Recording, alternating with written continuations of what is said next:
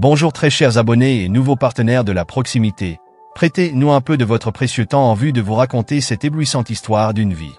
À la fin, dans le commentaire, vous allez nous dire où précisément vous nous suivez afin de faire une petite connaissance familiale. Le stand de légumes au bout du chemin de terre ressemblait à n'importe quel autre.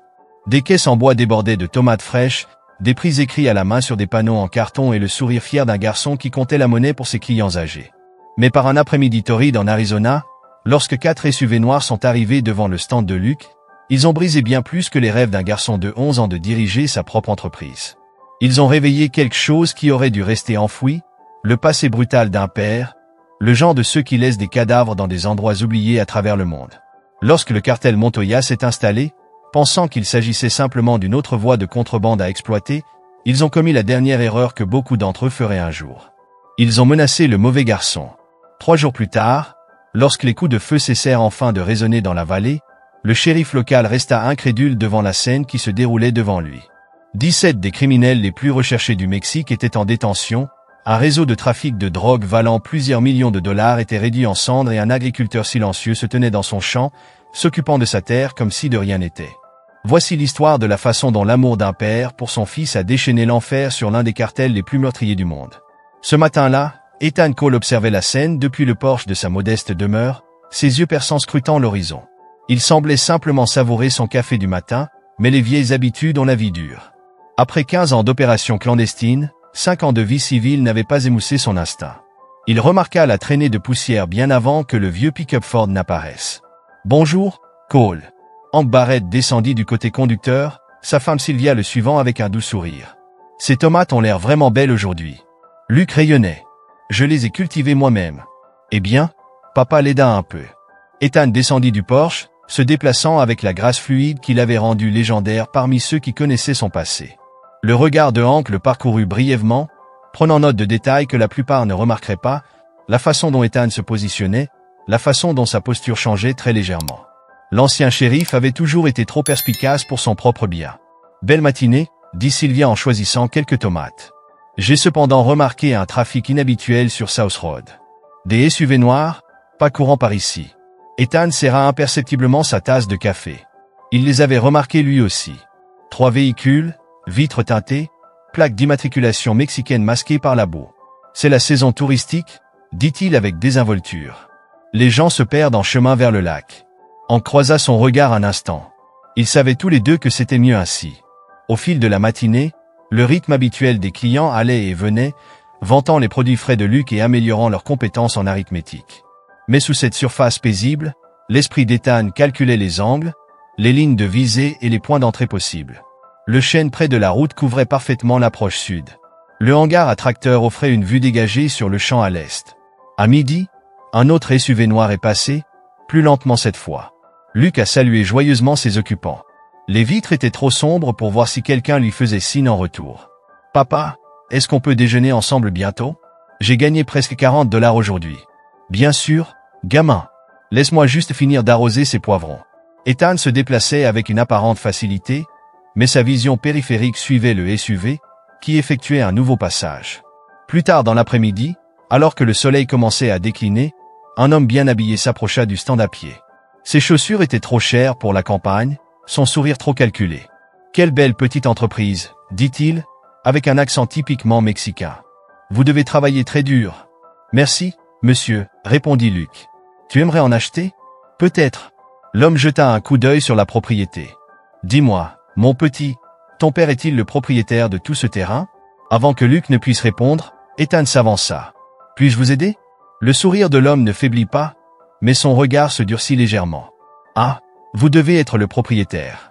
Je représente un collectif d'entreprises intéressées par les propriétés agricoles de cette région. Nous pourrions avoir une opportunité de tirer un bénéfice mutuel. » Pas intéressé. La voix d'Ethan resta polie mais ferme. « Bien sûr, bien sûr. » L'homme fouilla dans sa veste.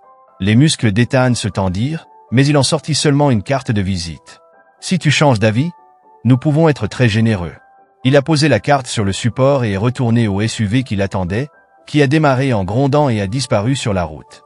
Luc a récupéré la carte. « Papa, c'est quoi une entreprise d'import-export? » Ethan a mémorisé le numéro avant de glisser la carte dans sa poche. « Rien à craindre, mon pote. Terminons pour aujourd'hui. Cette nuit-là, une fois Luke endormi, Ethan souleva la planche sous son lit. L'étui à fusil était exactement comme il l'avait laissé 5 ans plus tôt. Il ne l'ouvrit pas encore, mais sa présence le rassurait. Son téléphone a sonné. Un message de Hank. « Reviens demain. Sylvia fait une tarte. » C'était un vieux code datant de leur époque de service. Quelque chose n'allait pas. Le lendemain matin, Ethan entra dans la cuisine de Hank, l'odeur du café frais se mêlant à quelque chose de plus lourd. Une tension inexprimée. Hank étala plusieurs photos sur la table. Ces photos ont été prises il y a 2 nuits dans la propriété des Miller. Ethan a étudié les images granuleuses. Les véhicules correspondaient à ceux qu'il avait vus. Des hommes chargent des caisses à la faveur de l'obscurité. Un visage se détache immédiatement. « L'homme du stand de fruits et légumes » murmura-t-il. Hank hocha la tête d'un air sombre. « Dante Montoya. On l'appelle El Léon. Il a progressé dans le cartel de Montoya. Il paraît qu'ils établissent de nouvelles routes à travers ce comté. » La mâchoire d'Ethan se serra. « Directement sur ma propriété. » Sylvia posa des tasses de café devant eux, ses mains tremblant légèrement. « Tu dois faire attention, Ethan. Ce ne sont pas de simples criminels. Je sais exactement ce qu'ils sont.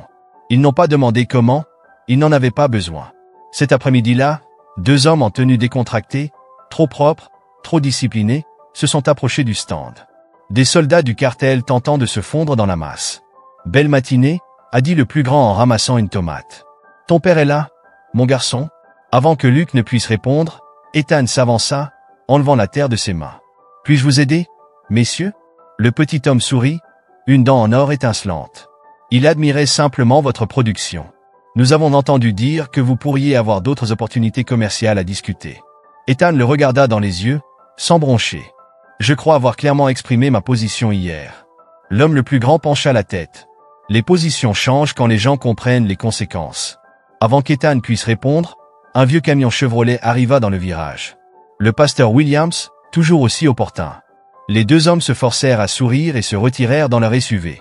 Ethan les regarda partir, les poings serrés. Le message suivant de Hank était encore plus direct. Un cartel achète des locaux. Des limites sont tracées. Cette nuit-là, Ethan récupéra son fusil. L'arme lui avait servi dans les zones de guerre, lui avait valu des éloges qu'il n'avait jamais affichés. Il connaissait son poids comme un vieil ami, l'acier froid lui était familier sous les mains. À la fenêtre, il aperçut du mouvement près du hangar à matériel. Une silhouette, un flash. Quelqu'un prenait des photos. Son téléphone vibra à nouveau. Il surveille 8 autres fermes. Ethan expira lentement, son pouce stabilisant.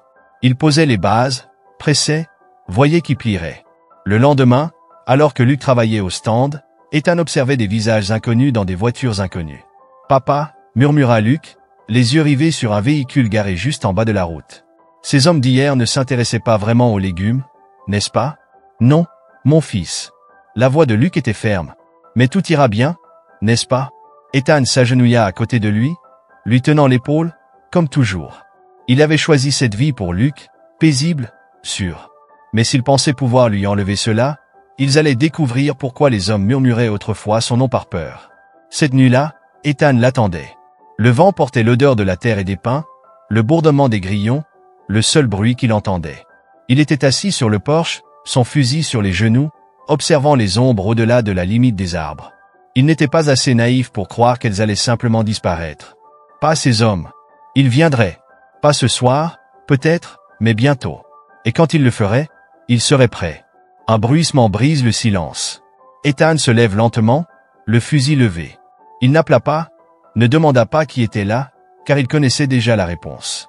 Un murmure de mouvement, une silhouette dans l'obscurité. Ethan expira d'un souffle régulier et froid, comme le craquement sec d'une brindille, l'éclat du métal au clair de lune. Puis le silence fut brisé. Le premier coup de feu retentit, pas le sien. Il tomba à genoux, le fusil contre l'épaule, cherchant dans l'obscurité. Un autre bruissement, un autre éclair. Il appuya sur la gâchette, un cri, un corps heurta le sol. Puis l'enfer se déchaîna. Des coups de feu ont éclaté depuis la limite des arbres, les balles s'écrasant sur la balustrade en bois du porche. Ethan a roulé sur lui-même, s'est approché derrière une poutre de soutien et a riposté méthodiquement. 2 autres ombres sont tombées, leurs gémissements se sont perdus dans le chaos. Les phares s'allumèrent sur la route. D'autres arrivèrent. Il était en infériorité numérique, mais pas en égalité. Une silhouette surgit de l'ombre, une lame étincelante dans la main. Ethan se retourna, capturant le mouvement trop tard. Le couteau fonça vers lui. Un coup de feu retentit. L'agresseur chancela et tomba avant d'avoir atteint Ethan.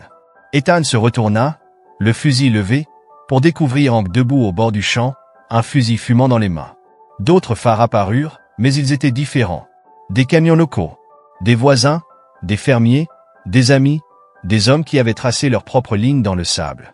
Ethan se leva, le souffle court, son regard balayant le carnage. Le cartel était arrivé. Et ils avaient perdu. Un dernier coup de feu retentit dans la nuit, une seule balle mettant fin à la dernière menace.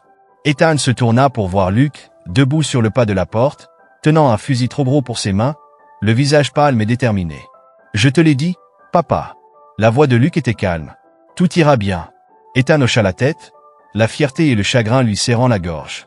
Parce qu'à ce moment-là, il savait que Luke n'était plus un garçon et que la guerre venait juste de commencer. Très chers téléspectateurs de la proximité, nous vous remercions d'avoir donné votre précieux temps pour visualiser cette histoire d'une.